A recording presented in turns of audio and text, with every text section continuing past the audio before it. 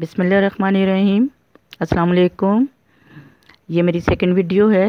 In the first video we had discussed about the muscle and muscle fiber. Today we are going to see about the ultrastructure of the muscle fiber and the sliding filament model, which is very important topic.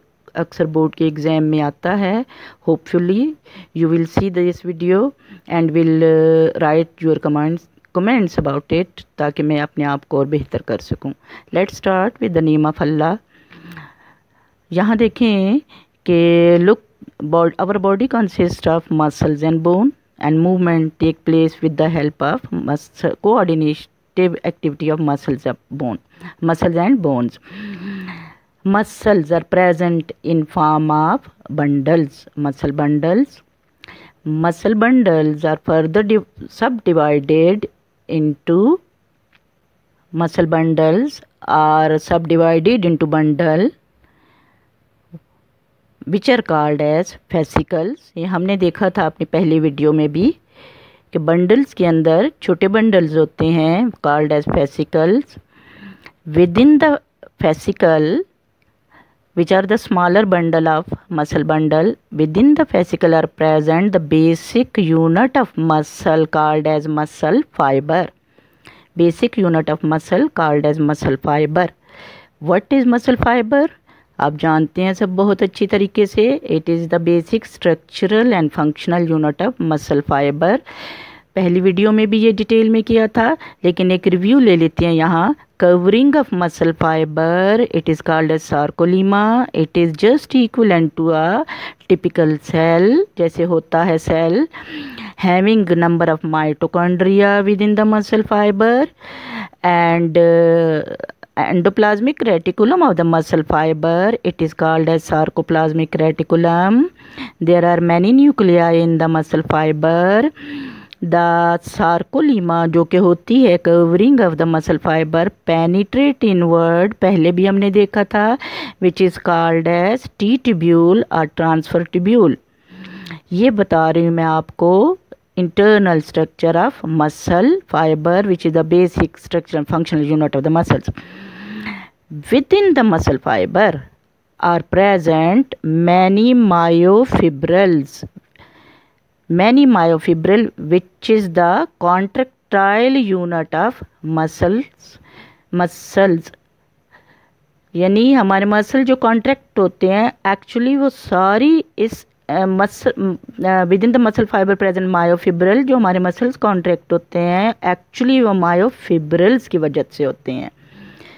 With in muscle fibre, repeat करियो, present myofibrils. Look, number of myofibrils एक muscle fibre में बताए गए हैं. What are myofibrils?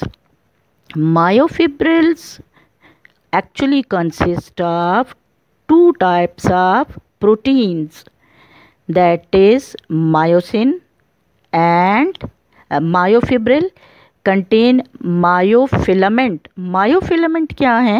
Myofibril contain myofilament. Myofilament क्या है? Nothing, just two type of protein, that is myosin and actin. We know that skeletal muscle which are attached with the bones, they when observed under microscope, they are in form of they appear when observed under microscope. Muscle fiber contain myofibril. Myofibril has two types of protein, myosin and actin, called as myofilament. हम जानते हैं कि when we observe the skeletal muscle under microscope, it shows strips or striation. धारीदार नज़र आते हैं हमें muscles, और ये stripped or striations are actually due to myofilaments. What are myofilaments? That's protein myosin and actin. Myosin and actin are protein, and they are arranged in the myofibril in very organized specific way. यहाँ आप देख सकते हैं कि myosin darker in color, actin lighter in color. Actin are thin filament, thin myofilament. Myosin are thick myofilament.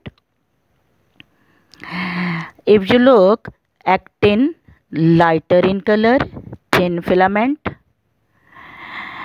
Actin form the I band, and the region where the myosin and actin overlap each other. This region where the myosin and actin overlap each other, it form the A band. आप देख रहे हैं कि A band के अंदर भी थोड़ा सा लाइटर रीजन है.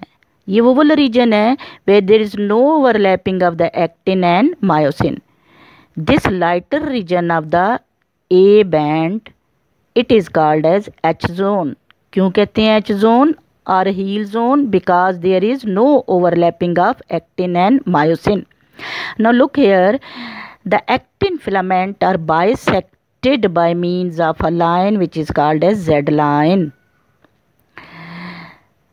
Actin filament form I band. Overlapping region of the actin and myosin filament form A band, dark region, light region. Within the dark region is present the light region where there is no overlapping of actin and myosin. Actin filament are bisected by line which is called as Z line. हमेशा ये आप याद रखें, distance between the two Z line, it is called as sarcomere, which is the contractile unit of the muscles. अब बच्चा सोचता है कि मिस जो भी टीचर हैं या पढ़ाने वाला कह रहा है कि मसल फाइबर कंटेन मायोफिब्रिल, बता दिया. मायोफिब्रिल क्या है? Just arrangement of thin and thick filament that's actin and myosin. What is the, यहाँ देखें myosin, it's myosin filament 16 nanometre in diameter and actin filament 7 to 8 nanometre in diameter. ये electron microscope की डाया है which show the striation of the skeletal muscle and that is the ultra structure of the skeletal muscle. तो हमें मालूम हो गया कि ये धारियाँ क्यों नज़र आती हैं, because of the specific arrangement of the two types of the myofilament that actin and myosin in the myofibril. ये चीज़ आप याद रखें. लेट्स सी, अब हम देखते हैं ज़रा structure of myosin. This is the structure of the myosin. This is the structure of the myosin and actin. If you look के one myosin molecule consist of 6 polypeptide chain. ये एक molecule है जो कि 6 polypeptide chain of myosin protein से बना है. So each myosin molecule consist of 6 polypeptide chain which twist around each other form tail and there are 2 heads of a single myosin molecule. फिर से मैं आपको बता रही हूँ कि एक मायोसिन मॉलिक्यूल में 6 पॉलीपेप्टाइड चेन होते हैं मायोसिन के जो टेल बनाते हैं और उसके साथ अटैच होते हैं 2 head. So one myosin molecule consist of tail and a head. ये हेड ही हैं जो स्लाइड पास्ट करेंगे एक्टिन फिलामेंट को और एक्टिन फिलामेंट फिर मूव करेंगे. तो मैं आपको स्लाइडिंग फिलामेंट मॉडल जब बताऊंगी तो आप ये देख लेना कि एक मायोसिन उधर फिलामेंट जो होता है वो consist of each thick filament of myosin actually consist of round about 300 myosin molecule. ये बात आपको क्लियर होनी चाहिए कि एक मायोसिन मॉलिक्यूल में 6 polypeptide chain twist around each other forming head and tail और each thick filament which slide pass जो कि थिक एंड थिन फिलामेंट जो कि स्लाइडिंग फिलामेंट मॉडल होता है फिर कॉन्ट्रैक्ट होते हैं मसल्स. तो each thick filament consist of round about 300 myosin molecule. अब हम देखते हैं स्ट्रक्चर ऑफ थिन फिलामेंट जो कि एक्टिन मॉलिक्यूल है. देखते हैं कि सिर्फ एक्टिन मॉलिक्यूल है या कोई और भी उसके साथ प्रोटीन मौजूद होती हैं जो कि थिन फिलामेंट बनाते हैं. थिक आई थिंक सो आप लोगों को क्लियर हो गया होगा. फिर हम स्लाइडिंग फिलामेंट मॉडल देखेंगे। Thin filament actually composed of two twisted chain of actin molecules, two twisted polypeptide chain of the actin molecule। और इस actin twisted polypeptide chain पे अगर आप देखें, these are surrounded by another type of protein which is called as tropomyosin। Tropomyosin के ऊपर एक और प्रोटीन होती है ट्रोपोनिन। तो अगर हम चेक करें तो actually thin filament composed of actin protein, actin molecules of polypeptide chain, tropomyosin and troponin। Clear हो गया होगा, I think so. Next, now let's see the sliding filament model. Now we are going to see about the contraction of the muscles, which muscle contraction usually called as sliding filament model, जो कि sliding filament model muscle contraction was proposed by the usually called as sliding filament model, which was proposed by the आप जानते होंगे H.E. Huxley and A.F. Huxley and proposed in 1954। If you look, this is the relaxed state of the muscle fibers, relaxed state, thin filament composed of the I band, which is composed of the thin filament, I band composed of thin filament, and A band, that is thick filament, myosin, actin, myosin, relaxed states, Z line far away from each other। But when the muscle receive the nerve impulse through the motor neuron, तो क्या होता है, आप देख लें H zone clear है, कितना इसमें डिस्टेंस नज़र आ रहा है एच जोन का, और दोनों जेड लाइन जो एक दूसरे से काफ़ी दूर हैं। When muscles receive the nerve impulse through motor neuron, then what happen, look the contracted state of the muscles, Z line come close together,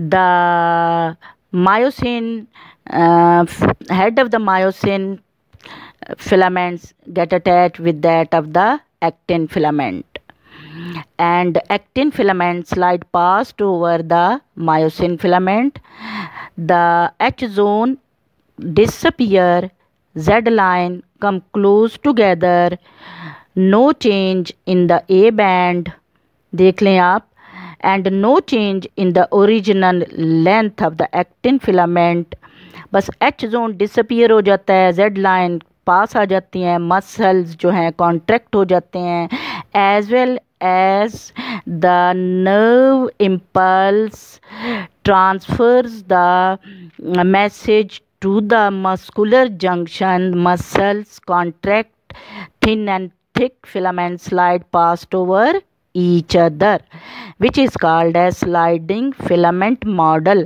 और जब नर्व इम्पल्स स्टॉप हो जाती है तो फिर मसल्स रिलैक्स हो जाते हैं, जो अबव स्टेट है relax. Look, Z line move far away from each other and thick and thin filament also move far away from each other, and Z H zone become appear again. तो इसको आगे भी हम detail में करेंगे, ये sliding filament model को, जो कि propose by H.E. Huxley and A.F. Huxley. अब हम देखेंगे